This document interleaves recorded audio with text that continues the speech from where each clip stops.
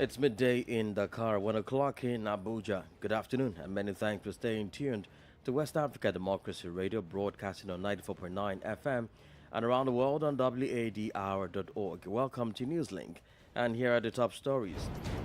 Togo's ruling UNIR party unsurprisingly wins regional polls as Nyasingbe signs the new constitution. Electoral Commission in Ghana begins limited registration exercise ahead of December polls. In fulfillment of Regulation 3 of CI 91 as amended, we have briefed all our political parties of the upcoming registration exercise. Senegal's President Diomaye Faye arrives at Abidjan for a working visit. Diplomatic row imminent as Benin bans oil vessels of Niger's product from docking. Please stay tuned for details of the stories and more. Here is Imo Edit with Newslink. Many thanks for joining us and a warm welcome to our listeners in the Gambia, Ghana, Liberia and Sierra Leone. Let's begin in Togo, where the Independent National Electoral Commission Senate made public the results of the regional elections which took place jointly on April 29 with the legislative elections. According to the results Monday evening, which were reported on national television by Dago Yabre, president of the CNI, surrounded by members of his office, the ruling party Union for the Republic took the lion's share by winning 137 seats out of the 179 involved. David Vincent has the details. A result which converges with 108 seats out of 113 obtained during the legislative elections, according to the provisional results published Saturday evening by the CNI. Unlike the 5 seats won by 4 Togolese opposition political groups in the legislative elections, 42 municipal councillors this time represent opposition parties and independent candidates in the regional elections. Of these 42 regional council seats, therefore, the National Alliance for Change ANC party of Jean-Pierre Fabre, the former leader of the Togolese opposition, won 9. The Dynamic Party for the Majority of the People, DMP, came out for its part with 4 regional councillors. It is followed by the Democratic Front of Renewal, FDR, and the Social Pact of Renewal, PSR, which were respectively only able to obtain 3 and 2 regional councillor seats. As a reminder, this regional election is the first in Togo to complete the decentralization process underway for several years. It took place on a least proportional basis with the highest remaining number, while the legislative elections took place on a least proportional basis with the highest average. Of the 4.2 million voters called to the polls on April 29, only 2,565,623 voters actually took part in the vote, according to the CNI, representing a participation rate of 61.03%. David Vincent filed that report. Meanwhile, the Togolese presidency late Monday announced the enactment of the new constitution passed last April by the National Assembly. Despite being contested by the opposition and civil society, the new constitution ushers Togo into the Fifth Republic. The new text moves the country from a presidential to a parliamentary system. From now on, the National Assembly will elect the President of the Republic for a 4-year term. The head of state will have an honorary title. The President of the Council of Ministers, drawn from the ranks of the parliamentary majority, will have full powers. The new constitution was promulgated following the ruling party's sweeping victory in the parliamentary elections a week ago. According to the results of the Electoral Commission, it won over 95% of the seats in the National Assembly. Ghana's Electoral Commission on Tuesday commenced a limited voter registration ahead of the presidential and parliamentary elections on the 7th of December. The exercise is meant to capture persons who have just turned 18, the legal voting age, to have their names captured on the voters' roll. From Accra, Nadi Detete reports. Ghana's Electoral Commission is aiming to register 623,000 Ghanaians during the 21-day exercise. Prior to the commencement of the registration, Chairperson of the Commission, Jean Adukwe-Mensah, disclosed at a press briefing that the Commission, in conjunction with political parties, has identified 785 electoral areas where registration will occur. In fulfillment of Regulation 3 of CI 91 as amended, which requires us to provide at least 21 days notice to the political parties, we have briefed all our political parties of the upcoming registration exercise. To ensure that there are enough registration centres, the EC announced the introduction of mobile registration centres, some of which will be at 25 of the country's public universities. Furthermore, she outlined the eligibility criteria and cautioned political parties against registering minors. The mobile teams, as the name connotes, will move around from one electoral area to the next electoral area. They will spend 2 days in each electoral area and register qualified applicants in a particular electoral area, as well as the catchment area around that electoral area where they are at any given point. The mobile teams assigned to the 25 public universities will, however, spend 3 days in each public university. Furthermore, she outlined the eligibility criteria and cautioned political parties against registering minors. Only Ghanaians 18 years and above who are of sound mind and who have not previously registered can register to vote. The documents required for registration are either the Ghana passport or the Ghana card. And we like to call on those who bus minors and foreigners to the centers to desist from so doing. During the briefing, the Commission also announced it had overseen a significant reduction in election costs per voter, dropping from $13 in 2016 to $7 in 2020, resulting in savings of approximately $90 million for the country. For WADR, Nadedi Teti, Accra. Similarly, counting commenced on Monday evening in Chad for a presidential election intended to mark the end of 3 years of military rule. However, it evolved into an unprecedented showdown between General Mohamed Idris Deby Itno, head of the junta, and his Prime Minister Success Masra, a former opponent turned ally. The ballot featured 10 candidates, including one woman. With over 8 million registered voters in a country of more than 17 million, Chad stands as one of the world's poorest nations. Francis Boniface takes a look at the exercise in this report. Monday's election pitted Deby against his Prime Minister, Success Masra, previously a political opponent who fled into exile in 2022 but was allowed back a year later. Also running were former Prime Minister Albert Pahimi Padake and 7 other candidates. Yaya Dilo, an opposition politician who had been expected to run against Deby despite coming from the same clan, was shot and killed in N'Djamena on February 28, the day the election date was announced. Some opposition members and civil society groups had called for a boycott, citing concerns about possible vote rigging. Citizens Alliance for Elections, a platform that monitors the poll, said in a statement on Sunday that some observers did not get their accreditations before the vote and were not given any reason for the refusal. Deby, who voted early on Monday in N'Djamena, has promised to bolster security, strengthen the rule of law, and increase electricity production. Some 8.5 million people were registered to vote. Provisional results are expected by May 21 and final results by June 5. If no candidate wins more than 50% of the votes, a runoff will be held on June 22. Security and economy have been key campaign issues. Voters are also concerned about the high cost of living and access to water and electricity. The vote coincides with a temporary withdrawal of U.S. troops from Chad, an important Western ally in a region of West and Central Africa, courted by Russia and racked by radicalism. Francis Boniface reporting there. More stories coming up on West Africa Democracy Radio. Newslink continues. Let's take you now to Mali, where the national phase of the Inter-Malian Dialogue for Peace and Reconciliation got underway on Monday. The dialogue, initiated by the transitional authorities, will last until next Friday, with the aim of restoring peace and national reconciliation in a country beset by conflict and terrorism. At the end of these exchanges, recommendations will be made on the themes addressed, notably peace and national reconciliation, security, development, and political and institutional issues. Augustine Kohli has more details in this report by WDL's Bamako correspondent Ali Cham.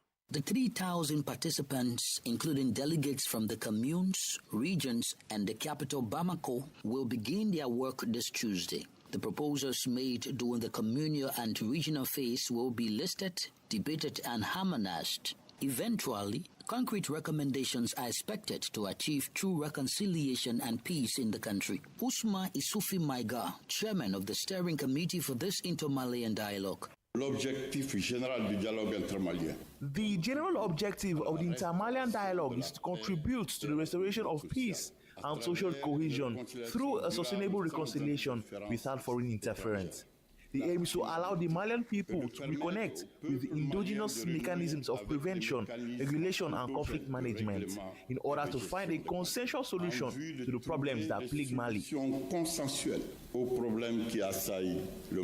Following their suspension by the authorities, the political parties have boycotted this dialogue, which is intended to be inclusive. As the question of the inclusive nature of this dialogue arises, the chairman of the steering committee is keen to clarify matters. Le comité de pilotage, tout le long du processus. The piloting committee, throughout the process, used all the means at its disposal, all the mechanisms and endogenous strategies to make this presidential initiative an inclusive process. Inclusivity was the framework for piloting the committee's deep work. At the end of the final phase of this national dialogue on Friday, the steering committee will present a summary of the recommendations adopted, which must be implemented. Augustine Kohli voiced that report filed in by our Bamako correspondent Ali Cham. Now, Senegalese President Bassirou Diomaye Faye is in Cote d'Ivoire this Tuesday for a working and friendship visit. According to Ivorian President Alassane Ouattara's schedule, he will meet his Senegalese counterpart at noon local time on Tuesday at the Presidential Palace in Abidjan.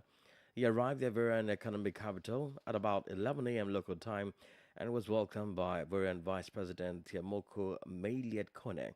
Both presidents will later this afternoon address the press on the outcome of their meeting. Before Cote d'Ivoire, he visited Mauritania, the Gambia, and Guinea-Bissau, all West African countries. Well, we will bring you updates on this visit in our subsequent bulletins. Meanwhile, still in Senegal, additional information continues to make way to the population regarding Prime Minister Ousmane Sonko's upcoming tour to the Sahel. During the meeting over the weekend at the headquarters of his political party, PASTEF, Sonko disclosed plans to visit Mali, Burkina Faso, Niger, and Guinea, countries ruled by the military. The date is undecided, but the party says it wants to assert its Pan-Africanist and sovereignist ideology by strengthening its political partnerships on the continent, particularly in the sub-region. Speaking to WDR, Ayib Dafe, a member of the French National Assembly and PASTEF's General Secretary, explains the stakes involved in this upcoming tour. As Ousmane Sonko said, the PASTEF is a party based on values and principles, not on Africanism or sovereignism. It is a question of strengthening the links between political organizations that share these same values and principles. We see that within the ECOWAS, there are also common concerns. We can talk about the issue of common currency. We can talk about the issue of security. These are common to all developing countries, so these exchanges will also be carried out on all these aspects. When we'll talk about Pan-Africanism, it is about seeing how to strengthen African integration in all development sectors. The PASTEF as a political party has met its brothers and sisters in these countries. Now, as far as the program is concerned, when you go to a country, it is normal, for example, that you are received by the authorities to develop Africanism and to talk about issues of common interest to several political parties in the African or West African space. Parler de sujets d'intérêt commun à plusieurs partis politiques dans l'espace africain ou ouest africain. Ayib Dafe is a member of the French National Assembly and PASTEF's General Secretary. You're listening to Newslink on West Africa Democracy Radio 94.9 FM Dakar. Here's a reminder of our top stories. Togo's ruling UNIR party unsurprisingly wins regional polls as Nyasingbe signs a new constitution. Electoral Commission in Ghana begins limited registration exercise ahead of December polls. Senegal's President Diomaye Faye arrives Cote d'Ivoire for working visit. And still ahead, diplomatic row expands as Benin bans oil vessels of Niger's product from docking. We also have a guest interview, press review, and sports news. Please stay with us. West Africa Democracy Radio. It's you speaking. Well, don't forget, we are streaming live on wadr.org, YouTube, and Facebook. Benin and Niger, two neighboring countries experiencing a diplomatic row, may see yet another level of heightened tension as Cotonou announces a drastic law Beninese authorities have effected a blockade to prevent the vessels of Niger's partners to load oil from Niamey. As a reminder, it is at Semek-Boji in Benin that Niger's oil is shipped abroad. This blockade will remain in force until Niger reopens its border with Benin, according to Cotonou. Ogebiarika has more details in this report. The decision was taken at the highest level of the Beninese government on Monday. China, Niger's main partner in the export of Agatem oil, was notified of this decision by Cotonou via its embassy in Benin. The Chinese company managing the pipeline from Niger to Benin has also been notified. Benin will therefore be barring access to its waters to the ships that come to load Niger's oil for export, that is about 90,000 barrels a day. The Beninese authorities will therefore block the shipment of Nigerian oil from Semek-Boji on Beninese territory. A pipeline carries Nigerian oil from Agatem to Benin. Relations between Niamey and Cotonou have been tense since the July 26 coup led by General Abdurrahman Chiani, who overthrew Mohamed Bazoum. Benin's president was one of several West African heads of state who had been very firm with Niger. Benin was in favor of military intervention in Niger under the banner of ECOWAS. The regional powerhouse has since lifted sanctions against Niger, and President Patrice Talon has also softened his stance. Niger's military rulers have not since reopened the border with Benin. Ogebiarika reported there. An international conference of the International Association of Judges has commenced in Monrovia, the Liberian capital, with calls for Africans to respect the rule of law. The 4-day event, held under the theme Dispensing Justice in the New International Age, is bringing together judges from across Africa and the world at large, as you will hear in this report by our correspondent Darlington Popper. Speaking at the start of the conference, Liberian Vice President Jeremiah Kuhn encouraged judges to always remain independent and accountable in a dispensation of justice. You judges, who are tasked with the responsibility to dispense justice, must strive to ensure that justice is administered fairly, must ensure access to the independent judiciary that guarantees the protections and rights of all under the law. For Liberian Chief Justice Senegal, the unregulated use of social media has grossly shifted public perception about the workings of the courts. This assertion is supported by the fact that the issues surrounding free speech and checks and balances are overwhelmingly abused by online reporters. This lack of control is severely denting public confidence in the rule of law and the justice system. Justice Gertrude Araba Isaba Sake is the Chief Justice of the Supreme Court of Ghana. She frowns at the conduct of some lawyers who use the media to discuss the merit and demerit of a case to create public sentiments. It is absolutely inappropriate for a lawyer who is still in the middle of proceedings in the courtroom and aware of the due process of the law to take to the media and make allegations about the proceedings, his colleagues or the court, with the hope of courting public opinion. The International Association of Judges is a professional, non-political organization that brings together delegations of judges from 94 countries, including Supreme Court judges. Every year, the association holds an annual conference which includes professional discussions, informal meetings, tours, and joint events. For Newslink on West Africa Democrats Radio, I'm Darlington Popper in Monrovia. This is the Newspaper Review. Stay abreast and find out what the top stories are in your country. This is the Newspaper Review. The Newspaper Review. Well, we remain in Monrovia with Darlington Popper as it takes us through the Newspaper Review. For today's edition of Press Review, we begin with the front page Africa newspaper. Exploiting Liberia in cocoa market. Investigation shows Ivorian farmers are migrating to Liberia, carrying out deforestation to beef up their cocoa exports to Europe. Go back to the drawing board. Disorganize the procedure. Automobile owners frowned on Ministry of Transport's snail pace licensed vehicle registration exercise. We will leave it right there. On the back page of the front page Africa newspaper is all about sports. The New Dawn newspaper is next. UP rejects motorcyclist ban as Chairman Tape arrests VP Kuhn. Lack of trust hinders investment. Ghana's Chief Justice tells Judges Conference. On the back page of the New Dawn newspaper, NEC certificates winners of April 23 by-elections. From the New Dawn newspaper, the independent newspaper is now our last stop for today's edition of Press Review. Silent tragedy hits as 1,100 women perish in childbirth every 12 months in Liberia. Judges urge to ensure fair trials as GOL vows to support the judiciary. On the back page, break down barriers for PWDs to access jobs. Other opportunities, top U.S. official tells companies investing in Africa.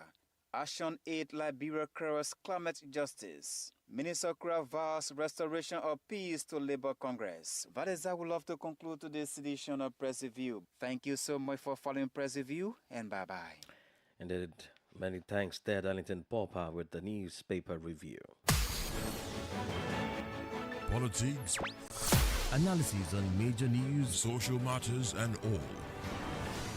This is A Guest. Now let's take you back to our story on the ruling party in Senegal, PASTEF, with reactions trailing the proposed tour of Prime Minister Ousmane Sonko to the Sahelian countries of Mali, Burkina Faso, Niger and Guinea, which are ruled by the military.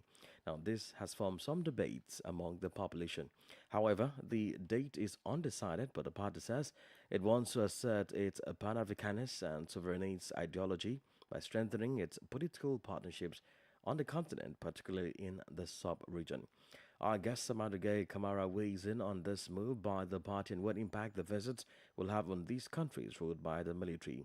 Elections in these countries are not forthcoming anytime soon.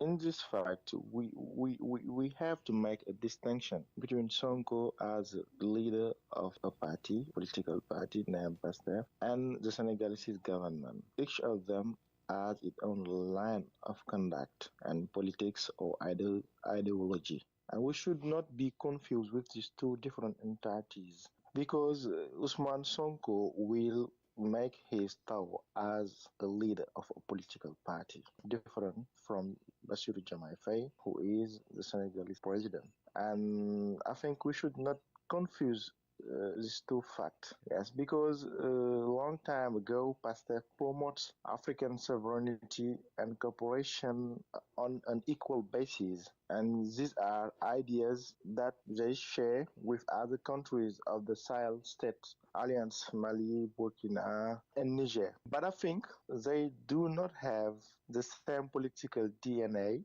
Senegal is a democratic country, and Sonko and Diomaye came to power through the ballot box, unlike the military.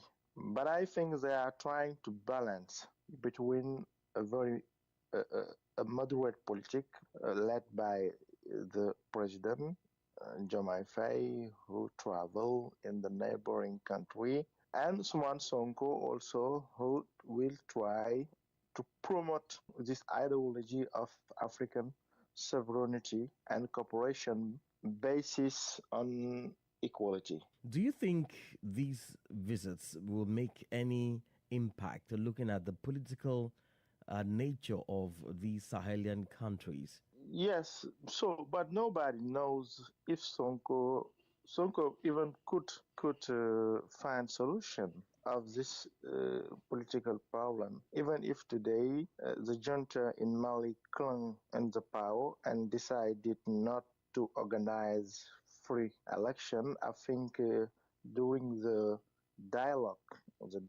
political dialogue, they claim to have 18 months again in order to be able to organize free election. But nobody knows. Ousmane Sonko can convince them to come back today in Mali. The military have lost a lot of steam, and it's to me that they no longer have a good press following the compensation scandal and the economic difficulties. So I think Ousmane Sonko is aware of that, and we wish that he will advise them to come back to ECOWAS and also to change their way of running this country, because at this moment Malian people are living a very difficult situation, and we are expecting hard days in the following months. Amadugay Kamara is a regional analyst. Well, let's take you to the sports arena with Sankli Janko with the latest news. Hello there, warm welcome and thank you for joining us. Former Super Eagles midfielder Mutiu Adepoju has advised Nigeria Football Federation against forcing assistance on new coach Finidi George according to SoccerNet Nigeria. The NFF announced the appointment of former Ajax man Finidi as the new Super Eagles head coach last week. However, neither was detail of the contract revealed, nor did the NFF reveal Finidi's assistant.